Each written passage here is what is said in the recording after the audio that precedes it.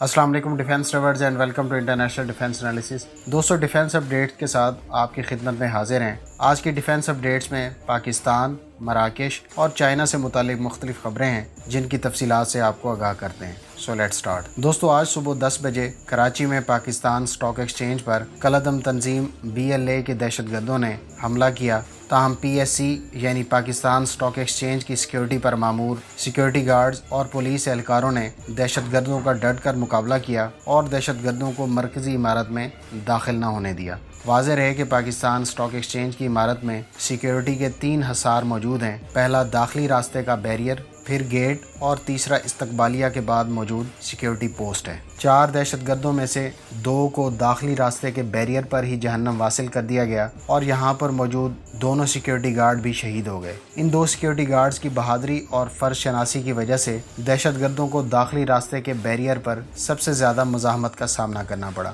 شہید ہونے والے 2 سیکیورٹی گارڈز میں سے ایک 60 سالہ افتخار واحد تھے جو گزشتہ 10 سال سے ایک پرائیویٹ کمپنی کی طرف سے پاکستان سٹاک ایکسچینج کی سیکیورٹی پر مامور تھے۔ افتخار واحد نے 2 روز بعد ریٹائر ہو جانا تھا، تاہم وہ اپنا فرض نبھاتے ہوئے شہادت کے رتبے پر فائز ہو گئے۔ افتخار واحد کا بڑا بیٹا معذور ہے اور ان کا ایک بھائی اور 2 بہنیں ابھی چھوٹے ہیں۔ افتخار واحد گھر کے واحد کفیل تھے۔ حکومت اور نجی کمپنی کو ان کی خدمات کے پیش نظر خصوصی پیکج کا اعلان کرنا چاہیے اور اس پیکج میں دیگر زخمی اور شہید ہونے والے اہلکاروں کو بھی شامل کیا جانا چاہیے۔ اس کے علاوہ ہم مخیر حضرات سے بھی اپیل کریں گے کہ وہ پرائیویٹ سیکیورٹی گارڈز کے اہل خانہ کی بڑھ چڑھ کر امداد کریں۔ دوستو 2 دہشت گردوں کی داخلی راستے پر موجود بیریئر کے پاس ہلاکت کے بعد تیسرے دہشت گرد کو ممکنہ طور پر داخلی دروازے پر ڈیوٹی پر مامور پولیس سب انسپکٹر نے ہلاک کیا اور فائرنگ کے تبادلے میں وہ خود بھی شہید ہو گئے۔ اسی طرح سے چوتھے دہشت گرد کو داخلی راستے کے ساتھ عمارت پر موجود سنائپر نے نشانہ بنایا اور یوں ان 4 دہشت گردوں اور ان کی پشت پناہی کرنے والوں کے عزائم خاک میں ملا دیے گئے۔ کراچی پولیس کی ریپڈ رسپانس فورس نے بھی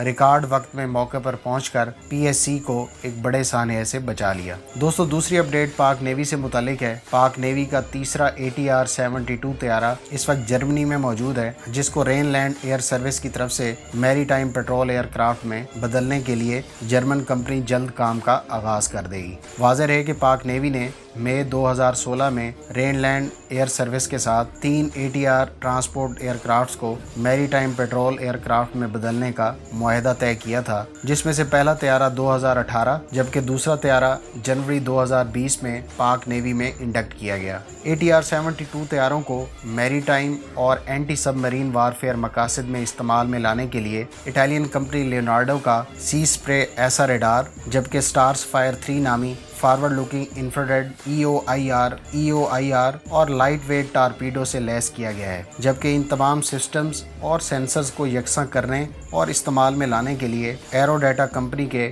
مشن مینجمنٹ سوٹ کا استعمال کیا گیا ہے۔ یہ سسٹم سینسر فیوژن الگوریتھم سے لیس ہے جو ان طیاروں کے کریو ممبرز کو ہر طرح کے ایریاز میں سچویشنل اویئرنیس فراہم کرتا ہے۔ ATR-72 جن کو کنورژن کے بعد RAS-72 بھی کہا جاتا ہے، لمبے فاصلے سے دشمن کی سب مرینز کو ڈھونڈنے اور وسیع سمندری حدود کی پیٹرولنگ کے لیے کارآمد اور کاسٹ افیکٹو سلوشن ہے۔ دوستو تیسری خبر مراکش سے متعلق ہے اور مراکش نے 2 روز قبل یونائٹڈ اسٹیٹس کے ساتھ 24 AH-64E گارڈین ہیلی کاپٹرز کا ایگریمنٹ سائن کیا ہے۔ واضح رہے کہ 7 ماہ قبل یونائٹڈ اسٹیٹس کے اسٹیٹ ڈپارٹمنٹ نے مراکش کے لیے 36 اپاچی ہیلی کاپٹرز، ویپنز، سپورٹ ایکوپمنٹ کے لیے $4.2 بلین کی ڈیل کے تحت اپروول دی تھی۔ اب دیکھنا یہ ہوگا کہ اس ایگریمنٹ کے تحت مراکش صرف 24 ہیلی کاپٹرز خریدتا ہے یا مزید 12 ہیلی کاپٹرز بھی بعد میں خریدے گا۔ واضح رہے کہ ان $4.2 بلین کی ڈیل کے تحت مراکش نہ صرف 36 اپاچی ہیلی کاپٹرز خرید سکتا ہے بلکہ اس پیکج میں hellfire missile, 5000 guided rockets اور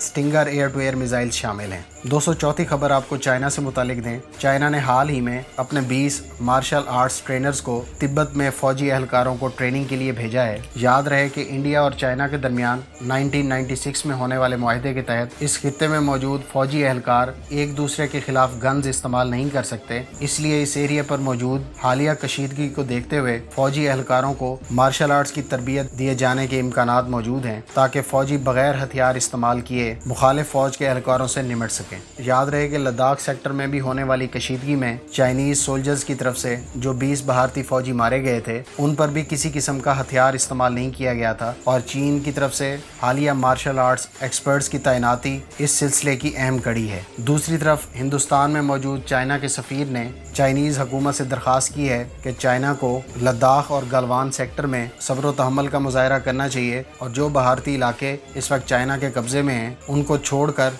वापस अपनी पोजीशंस पर चले जाना चाहिए। याद रहे कि चाइना में मौजूद हिंदुस्तान के सफीर का यह बयान भारत के वज़ीर आज़म नरेंद्र मोदी के उस बयान के चंद रोज़ बाद आया है जिसमें भारत के वज़ीर आज़म का यह कहना था ना तो चाइना ने हमारे किसी इलाके पर कब्ज़ा किया है और ना ही वो हमारी मुल्की हदूद में घुसे हैं। इस तनाजुर में हिंदुस्तानी सफ़ीर का अगर यह बयान देखा जाए तो ये बयान भारतीय वज़ीर आज़म के बयान से बिल्कुल मुतज़ाद है। 205वीं अपडेट पाकिस्तान से मुतालिक है और गैर मुसद्दक़ा इतलात के मुताबिक पाकिस्तान एयर फोर्स ने JF-17 ब्लॉक 3 के लिए मुमकिना तौर पर RD-93 रशियन इंजन ही मुंतखब किया है और अब तक की सामने आने वाली इतलात के मुताबिक ब्लॉक 3 के लिए चाइनीज़ इंजन की बजाय रशियन इंजन ही सिलेक्ट किया गया है। अगर आप JF-17 ब्लॉक 3 में अब तक की होने वाली तब्दीलियों के बारे में जानना चाहते हैं तो इस वीडियो का लिंक डिस्क्रिप्शन में मौजूद है। उम्मीद है इस वीडियो से आपकी इन्फॉर्मेशन में इजाफा होगा। मिलते हैं नेक्स्ट वीडियो के साथ। अपनी दुआ में याद रखिएगा। अल्लाह हाफिज़।